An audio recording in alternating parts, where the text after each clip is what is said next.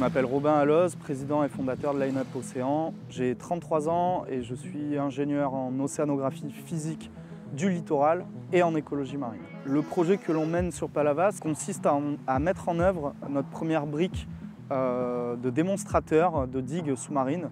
à partir de modules pour constituer justement les digues de demain.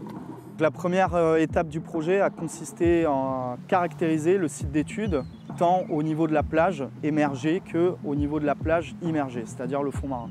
On a utilisé pas mal de technologies différentes pour pouvoir caractériser ce site d'étude. La première utilisée, c'était finalement des caméras de suivi haute fréquence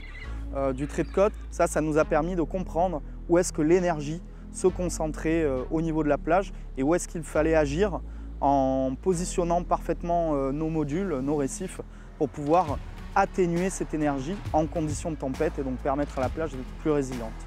On a également fait des relevés par drone de surface, donc des drones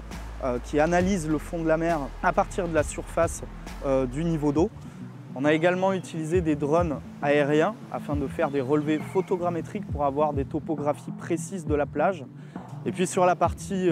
écologie et biologie marine, on a bien entendu réalisé pas mal de plongées scientifiques sur le site afin de faire un inventaire des espèces et un état des lieux de la santé finalement des écosystèmes présents, notamment sur les digues et sur le fond sableux. Mais on a également utilisé des relevés par ADN environnemental, donc une technologie de plus en plus utilisée aujourd'hui pour pouvoir bien caractériser l'ensemble des espèces, notamment celles qu'on ne voit pas forcément en plongée, sur un site d'étude. Depuis le début du projet de Line Up Océan, il paraissait évident que la technologie LIDAR par drone aéroporté était une vraie valeur ajoutée pour pouvoir scanner très rapidement et de manière très précise l'ensemble de la plage, tant sur sa partie émergée que sur sa partie immergée. Dans le cadre de la mise en place de structures sous-marines,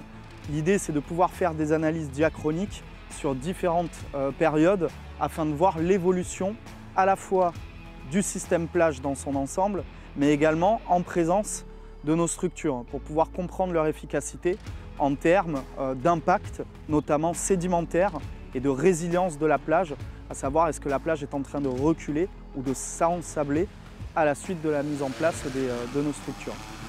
Aujourd'hui, ce qu'on fait avec YellowScan, ça va nous permettre finalement de comparer des données acquises avec des moyens relativement conventionnels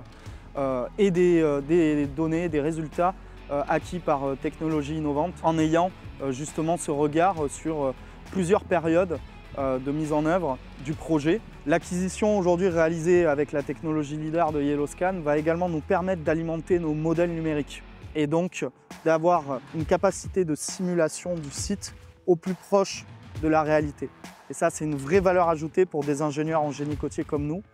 puisque l'idée derrière, c'est de pouvoir comprendre comment nos ouvrages vont pouvoir agir en présence des digues que l'on a derrière nous, mais également à l'échelle des déploiements massifs et complets que l'on vise d'ici la fin du projet, c'est-à-dire en 2027.